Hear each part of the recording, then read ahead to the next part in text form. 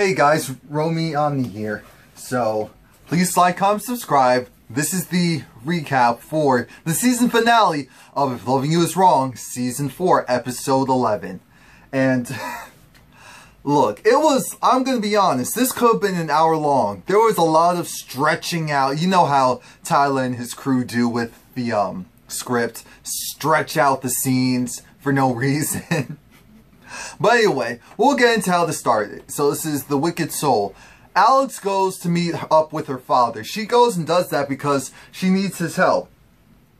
She essentially needs him to go and take care of Randall. And she's upset because her father's not budging right now. Her father isn't budging, and her father's just like, oh, so he raped you, right? He raped you. He raped you. He raped you.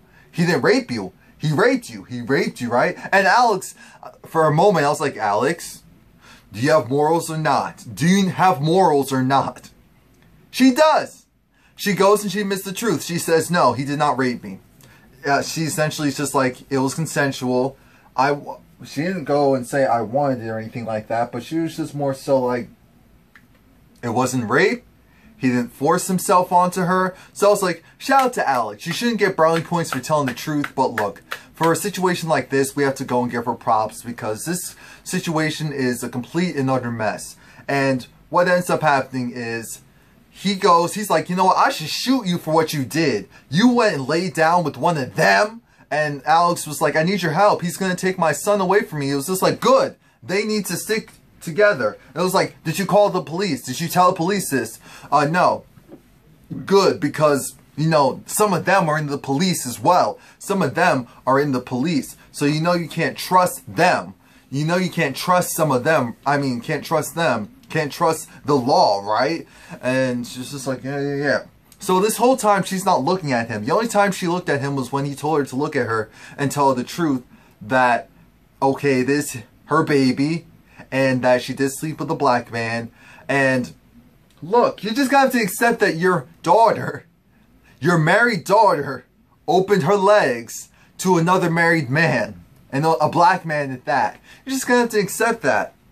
That's what happened. And he's over. He's like, I should shoot you. Actually, let me go inside. I'll be right back. Alex's mom's just like, why are you here? Why are you here? Why are you here? Oh, so you want him to fight your battles, as in Rusty. So you came here because you wanted something from him. You were always a little whore. You were always a little slut. Whatever you wanted him to go and fight your battles. You always wanted him to do things for you. I'm like, wait a minute, that's her father. But we're going to get past that because he also was the one who raped her and was raping her up until she went to college. And so, this whole thing of Rusty's like, oh, we're good Christians over here. You're a harlot. You're a whore. Her mom's like, you need to get out of here. Because Rusty went and got a shotgun and was ready to shoot Alex. He was ready to go and put a cap in that ass. But Alex, thankfully, her mom... So, here's the thing. I feel like... What the hell is that? I feel like her mom... Even though her mom did mean what she said when she was like, you're a whore, you're a slut, you let one of them go and sleep with them. You cheated, you did all this. You're always trying to get your dad to do things for you. I feel like this was one of those really demented situations where, of course, Alex's mom knew that Rusty was sexually assaulting her daughter. But she blamed her daughter and not Rusty for what he was doing. Rusty's a man. He's low down. He's dirty. But he's her man. So she's going to do whatever she can to make sure that he's good. And I feel like that is so messed up. Because I know that she didn't want her daughter to die, and Rusty would have shot her. Rusty doesn't care about anyone. He really doesn't.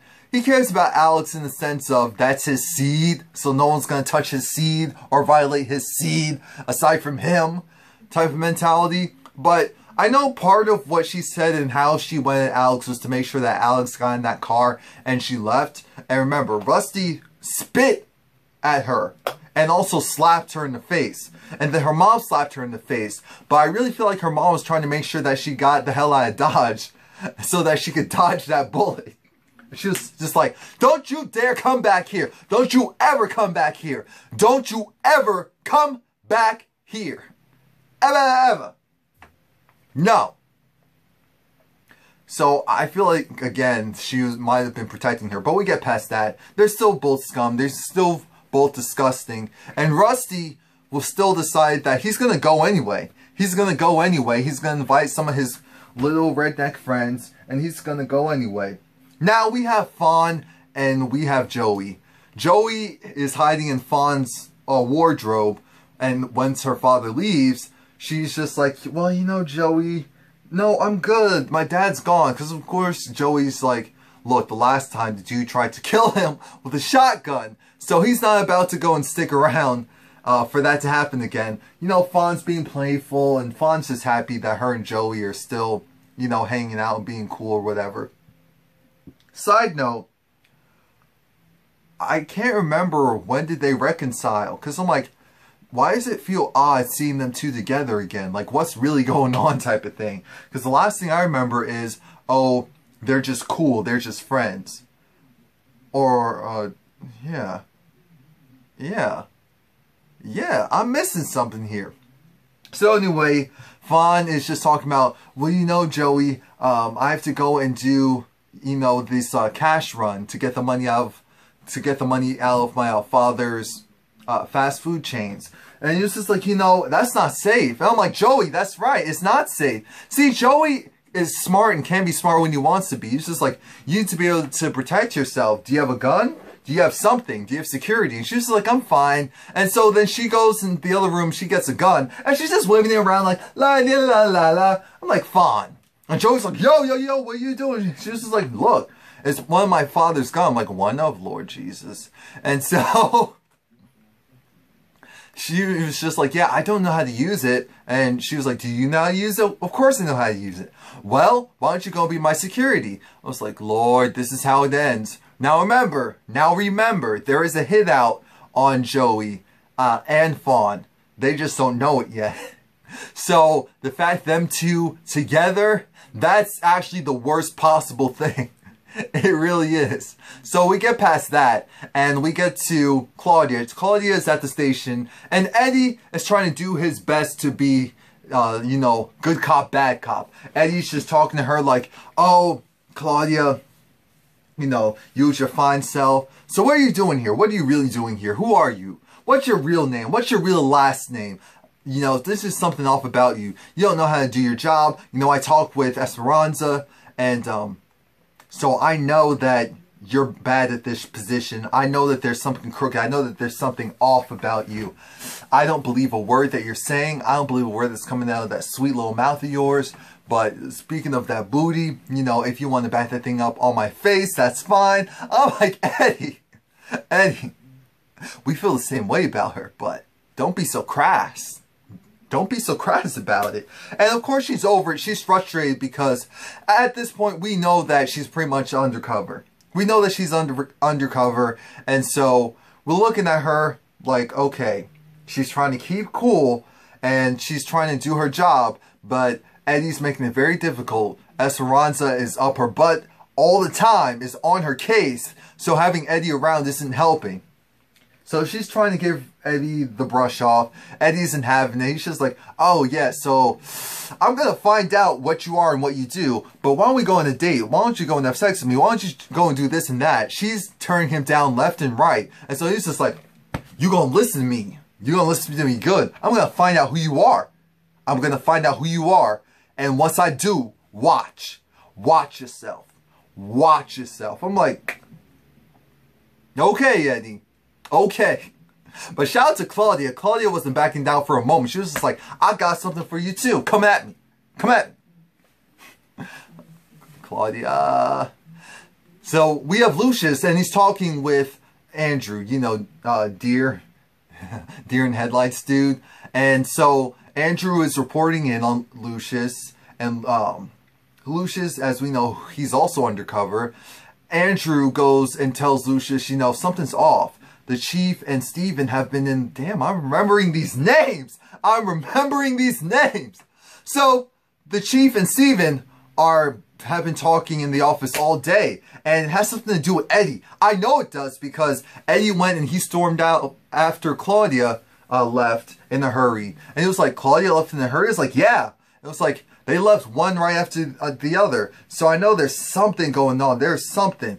Do you know? No. But I was like, okay, keep me posted though. Keep me posted. And so it's like, oh, so where are you going? I'm going to my house. It was like, to close on Indeed. And I was like, oh, okay, cool. I was like, so why'd you come back here? It was like, oh, I had to get my, you know, my, not pay stubs, but, well, was it pay stubs or was it his, clock in, clock out timesheet stuff? It was just like, oh, but that's weird. Why'd you have to come back for that? And so Andrew's not dumb. He knows something is off with Lushion, but Lushion seems trustworthy enough, so Andrew's gonna go and be a little spy. I find it interesting because Lushion doesn't know that Andrew doesn't know that Lushin's undercover, but he's pretty much reporting to him like he's the undercover officer. And I'm trying to think to myself, is this actually realistic? Something about this just didn't seem conducive. So of course, Lushion goes and he calls Claudia because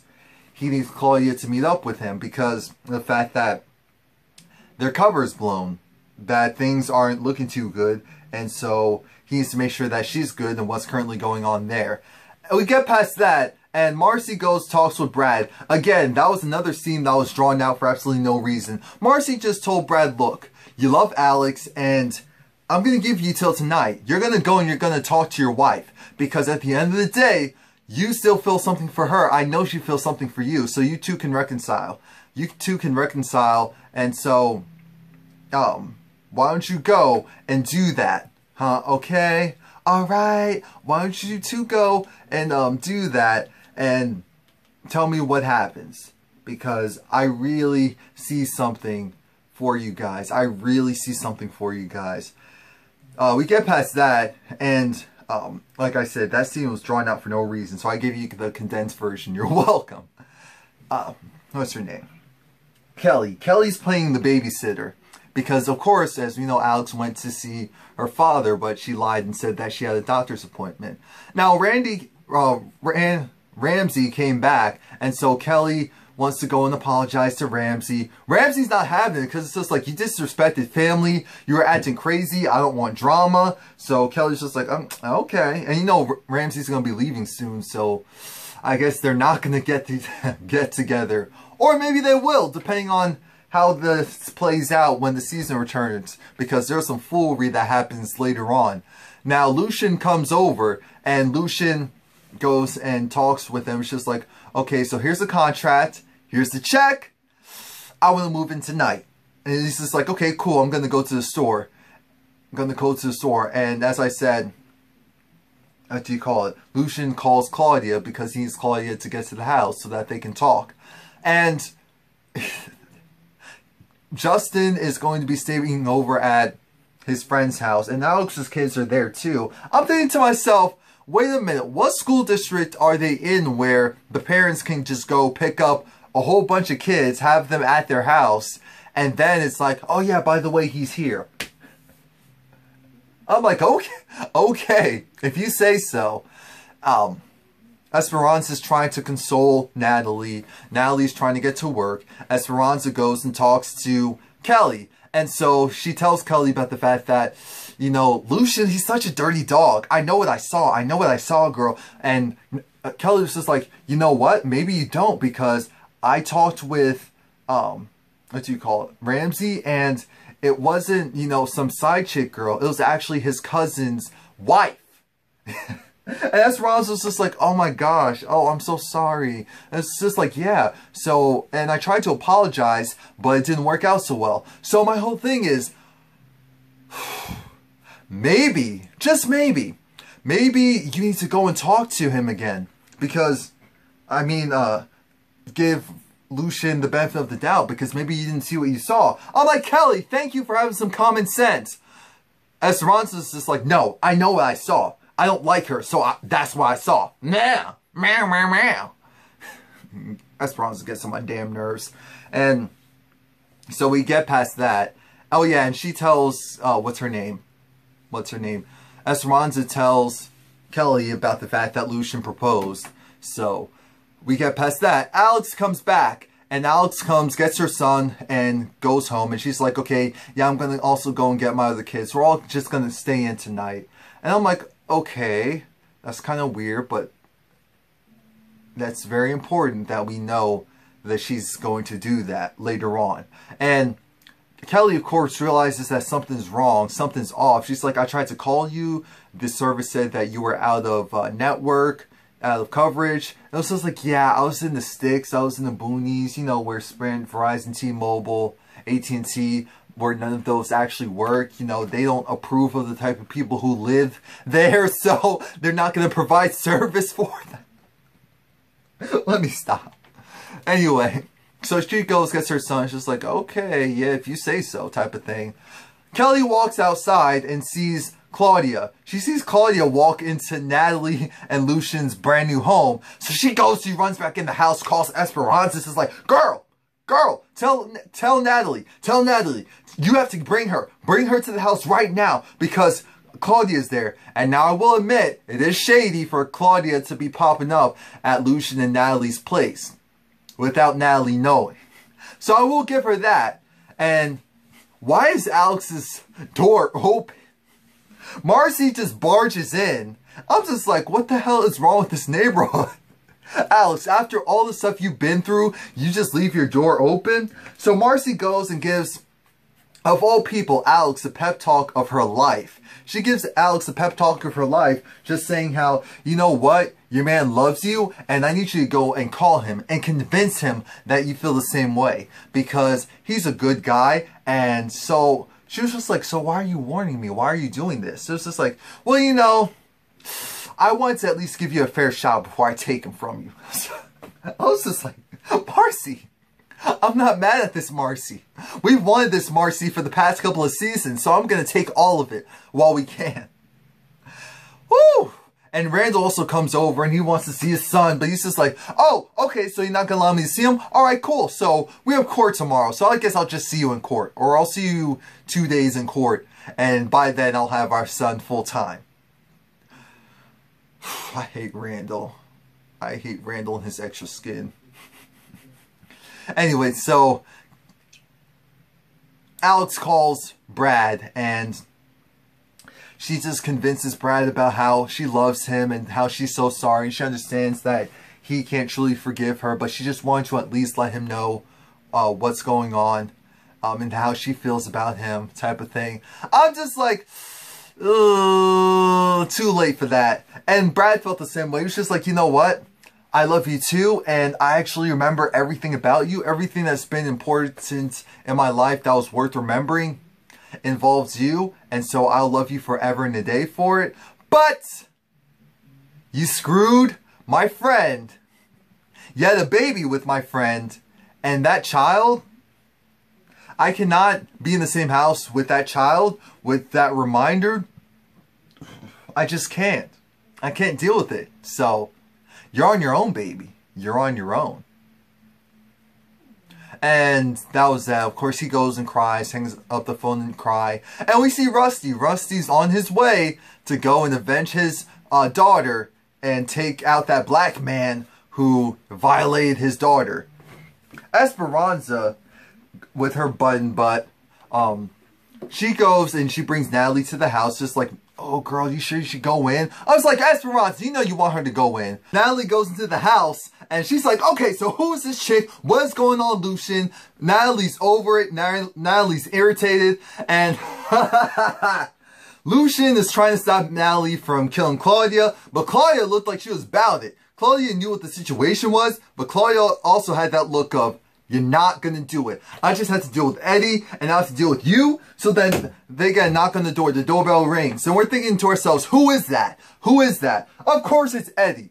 Lucian goes to open the door. He tells Natalie to go inside the back room. Mind you, Natalie is still irritated about the fact that she doesn't know what's going on with this Claudia chick. Natalie's super suspicious and doesn't trust either of them at this moment. But as soon as Claudia pulls out that gun, she's like, oh, wait a minute. Wasn't this chick supposed to be manning the phones? Was that supposed to be her job? Why does she have a gun? Why does she have a piece? What's really good? What's really going on? So they both hide out in the back, and So Natalie is behind Claudia because Claudia is like, get behind me.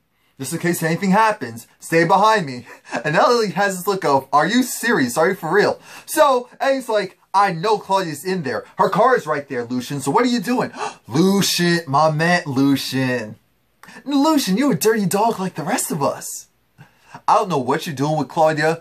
Who is she? Who is she? What are you talking about? Lushion can't lie for crap. So Lushion keeps batting his eyes. I'm like, the Lord Jesus, Lushion, you better end this conversation before you give up all of the juice. Lushion, stop it. So Lushion goes and convinces Eddie to leave because Lushien's just like, do you need me to shoot you again? Because I'll do it. I'll shoot you again. So he's like, no, I'm good. And it's just like, oh, so tell Claudia I said hello. I was like, and Lushion, you know, I know I can trust you.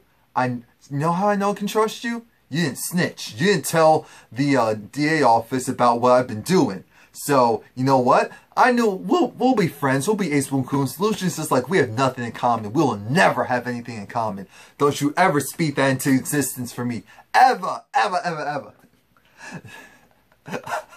So he leaves and then Lushion has to talk with Natalie.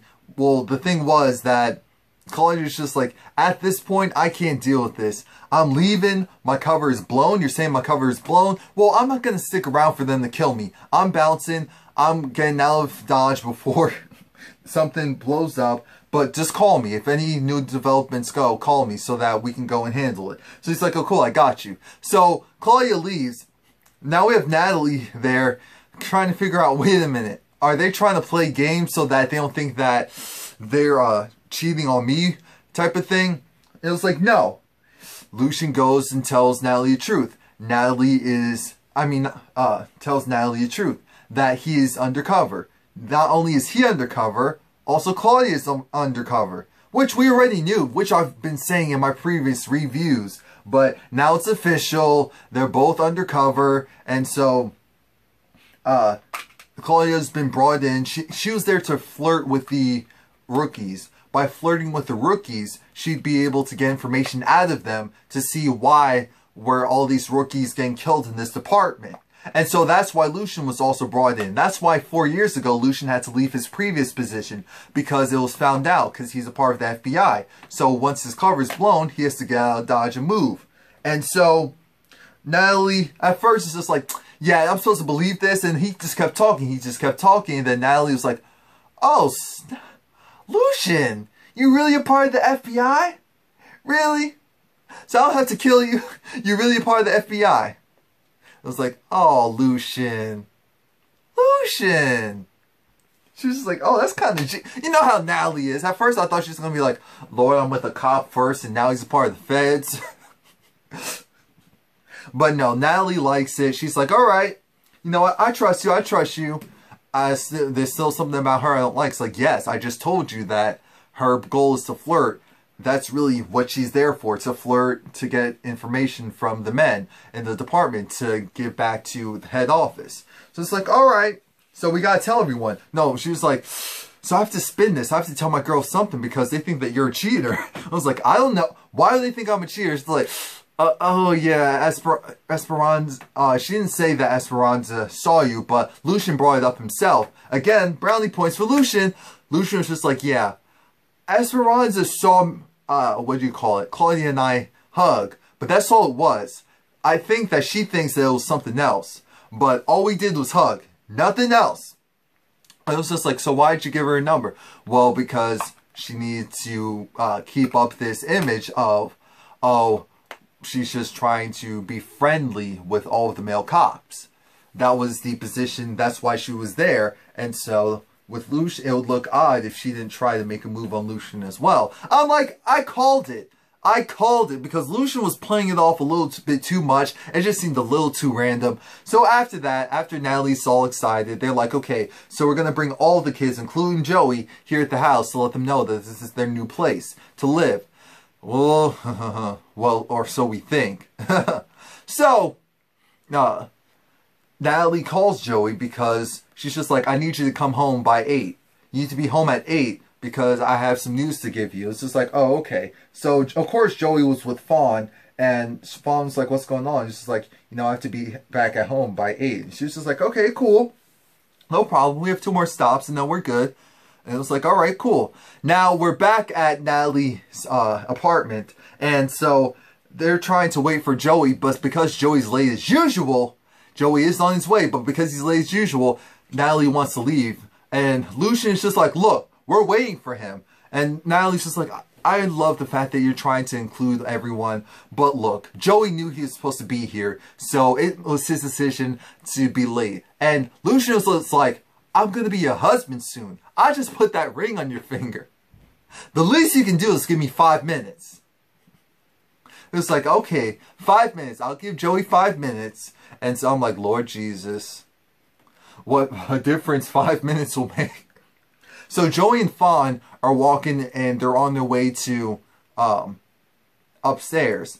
And so out of nowhere, Quan, which I'm trying to figure out, why was Quan there? We know why Quan was there, but it didn't make any sense. That's why I'm like, did we miss an episode or something? Because all of this stuff was in the air. I feel like they're going to start off season 5 with just flashbacks of Quan leaving, I guess, the safety of his mom and going and trying to deal with Joey and how Joey and Fawn got back together. I mean, there's so many gaps that weren't explained. It doesn't make any sense. So anyway, Quan goes, sees Joey, and from how it popped off, I thought Joey just shot Quan and that was that. But no, Joey kept shooting Quan, and I guess it was because he was already hit. So it was just, his finger was probably just pressed at the trigger, so it just kept going off. And it hit Quan. Quan was down for the count. Joey was down for the count. And so was Fawn. I'm like, wait a minute, when did Fawn get hit?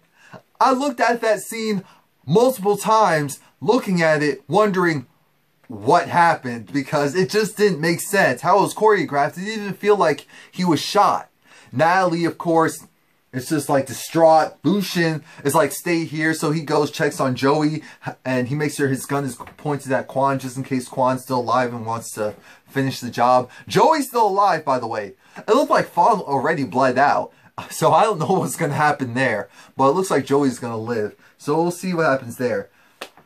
I forgot to mention this maybe 2 reviews back, but remember Kelly's little immature man who ended up leaving Kelly because he listened to his mother and decided to go with this rich woman, established younger girl, age appropriate, I guess you would say, instead of being with Kelly? Yeah, him. He is stalking Kelly. Stalking isn't the word. He burglarized, no, not burglar, was it burglarize? Home invasion, that's what we'll call it. He actually went and he cased the house. He went to every spot until he found somewhere that he thought was probably the easiest way to get in the house. The back door. He goes, and I'm assuming, I really hope that he used something to unlock the door. How they showed it, it wasn't exactly clear. He probably did. But I'm thinking to myself, Kelly, you're black. At the end of the day, I don't care if this is the suburbs. You keep everything closed because you never know who's wandering around. So he makes his way in there. Travis. Damn, what? I remembered everyone's name this episode. So where was Tilda? That's what I'm trying to figure out. Why didn't Tilda stop Quan anyway? Where was Julian? I thought Julian was gonna go and have Eddie kill Claudia, and Eddie didn't get the chance to, but there's just so many things. It just feels so disconjointed. So Travis makes his way into the house, feels up on Kelly. I'm just like, oh Lord Jesus. Kelly is such a little thought pocket. I love her, but she's such a little thought pocket. The fact that someone, even when you're sleeping, could go and touch you like on your thigh and in your inner thigh and all of that, and you not do a damn thing, and you know you're home alone. So Travis doesn't care. At this point, he already knows that it's home invasion time. So he goes, he makes sure that he slams the door and then leaves the back door open. And so Kelly finally wakes up thinking that it's Justin. And so she goes and she realizes her door's open. She closes it quickly. And I think she goes to call the police and she's freaking out. Now we have Alex, who hears a disturbance outside. She goes, checks on her kids. Her daughter's like, what's going on, mommy? She's like, oh, nothing, honey. Go back to sleep. She's like, mommy, what's going on? So it's like, nothing. Go back to sleep. I love you. It's like, love you too. Her son is asleep with his cute little teddy weddy bear. Mwah, mwah, mwah. So he's good money. I think his name's Peter? Yeah, Peter's good money. And the baby was fine. So of course, who else is it but Rusty and the gang?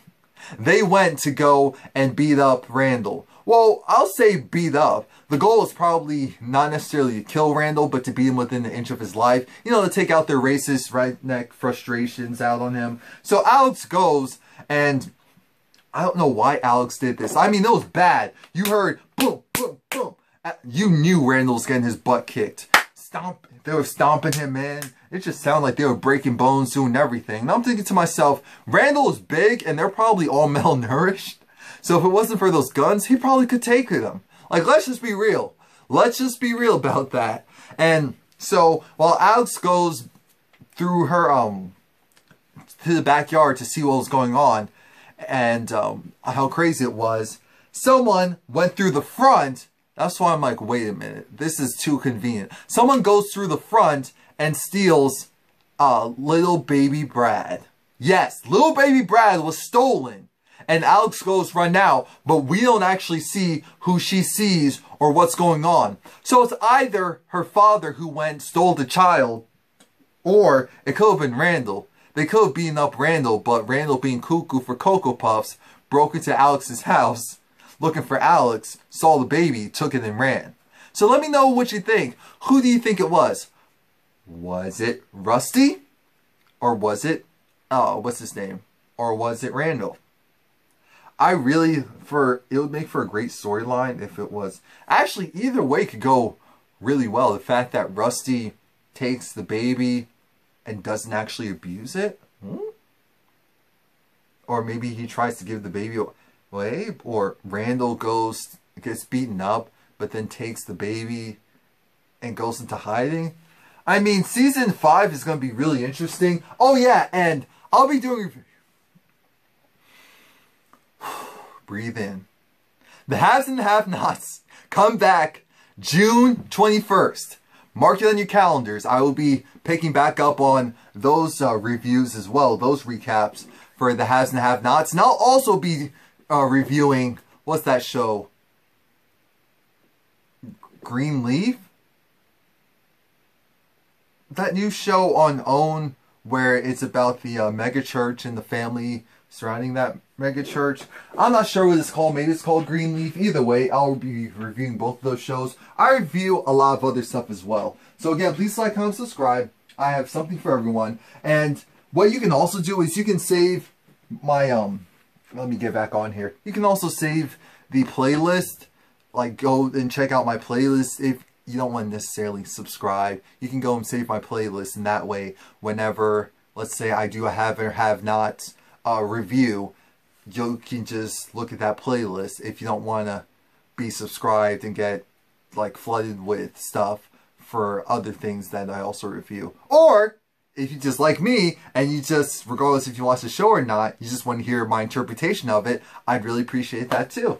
So thanks.